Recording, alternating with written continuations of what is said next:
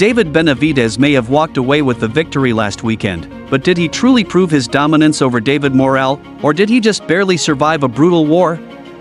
Boxing fans are still debating whether Benavidez's win was as convincing as he claims, especially after the relentless punishment he endured in the final rounds. Morrell, the powerful Cuban southpaw, landed devastating shots that left Benavidez's face swollen and battered, making him almost unrecognizable by the end of the fight.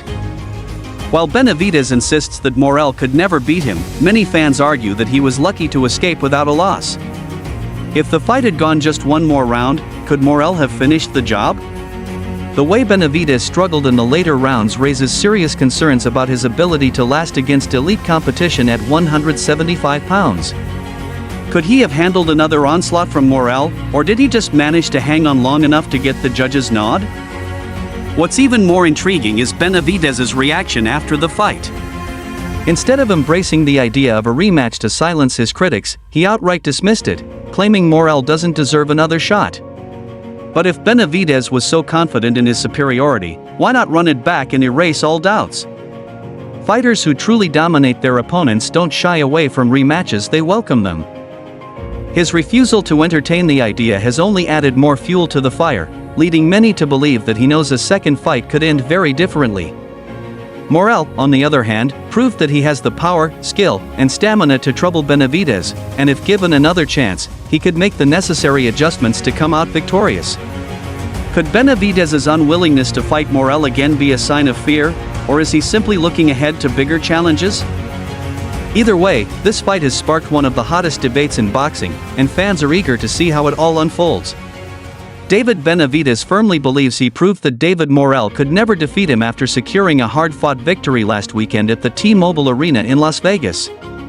However, many fans strongly disagree with that claim.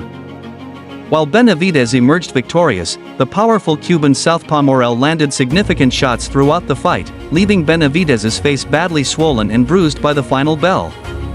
The damage was so severe that some fans compared his battered appearance to Frankenstein's monster.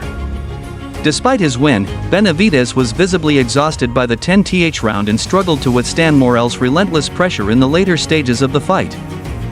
Many argue that Morrell, with his superior power and refined technical skills, may actually have a brighter future in the 175-pound division than Benavidez. While Benavidez may have claimed victory on the scorecards, Morrell's strong finish left a lasting impression on fans and analysts alike. Interestingly, Benavidez has completely dismissed the idea of a rematch, repeatedly stating that Morrell doesn't deserve another opportunity to fight him. But if he were truly confident that he could defeat Morrell again, why not prove it inside the ring? The reality is that from rounds 10 to 12, Morrell was the superior fighter, continuously pressuring Benavidez and even knocking him down in the 11th round.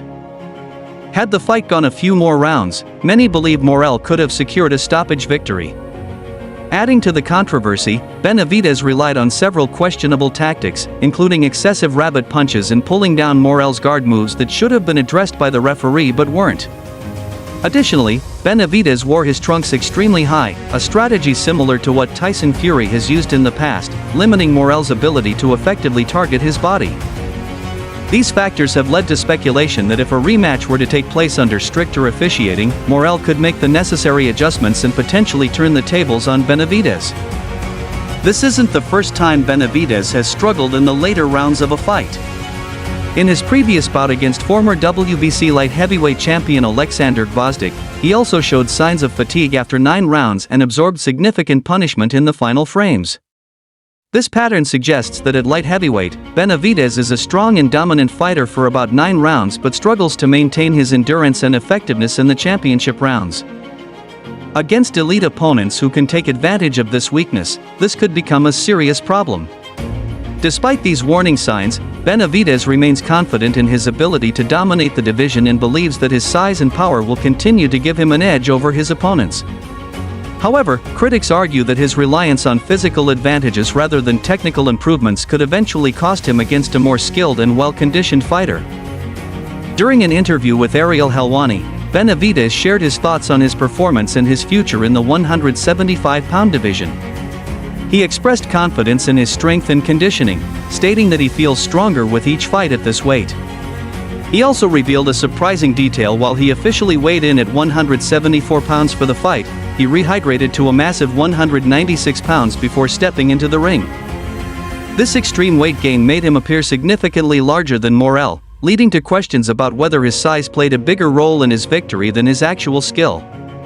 Some analysts believe that if Morrell had held an IBF title, Benavidez would have been forced to comply with a strict 10-pound rehydration limit on the day of the fight.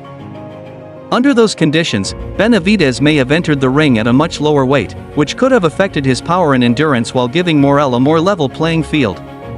This raises an important question: did Benavidez's victory truly prove his superiority, or did his size and controversial tactics allow him to survive a brutal test?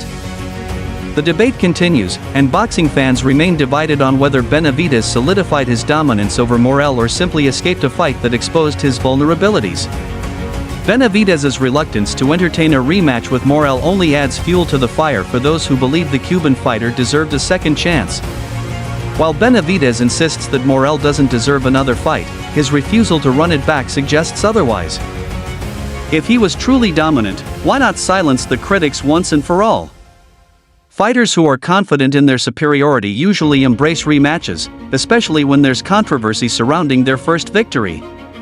But in this case, Benavidez seems eager to move on, which many interpret as a sign that he knows Morrell would be an even bigger threat the second time around. If Morrell were to make adjustments, improve his stamina, and prepare for Benavidez's size and tactics, the rematch could play out very differently. Another crucial aspect of this fight was the sheer amount of punishment Benavidez absorbed. By the later rounds, he was visibly worn down, breathing heavily, and struggling to keep up with Morrell's relentless attack. His face was swollen and bruised, evidence of the heavy shots he took throughout the fight. This isn't the first time he's found himself in this position. His fight against Bozdik also saw him struggle in the final rounds. This raises serious questions about whether Benavidez is truly built for 175 pounds. While he possesses power and size, does he have the stamina and durability to withstand elite-level competition in this division? Fighters like Artur Beterbiev or Dmitry Bivol, known for their technical skills and relentless pressure, could exploit these weaknesses even more than Morrell did. If Benavidez doesn't address his conditioning issues, he may find himself in serious trouble against the best light heavyweights in the world. Despite his shortcomings, Benavidez remains a dangerous force in the division, and his confidence is unwavering. He continues to insist that he's only getting stronger and that 175 pounds is the perfect weight class for him. However, critics argue that his reliance on size and power rather than technical ability could eventually lead to his downfall. The best light heavyweights in the world are not just big punchers, they are also disciplined, skilled, and tactically intelligent. If Benavidez hopes to become a true champion at this weight, he will need to evolve beyond being just a physically imposing fighter. He must improve his defense, pacing, and ability to handle high-pressure situations in the later rounds. Otherwise, it may only be a matter of time before someone capitalizes on his vulnerabilities. Ultimately, while Benavidez secured the win over Morrell, the fight left more questions than answers. Did he truly prove that Morrell could never beat him, or did he merely survive a war that exposed his weaknesses? Fans remain divided, and the debate is far from over. If Benavidez wants to cement his status as a dominant force at 175, he may need to take on even tougher challenges to prove himself. Whether or not a rematch with Morrell happens, one thing is certain: the light heavyweight division just became a lot more interesting.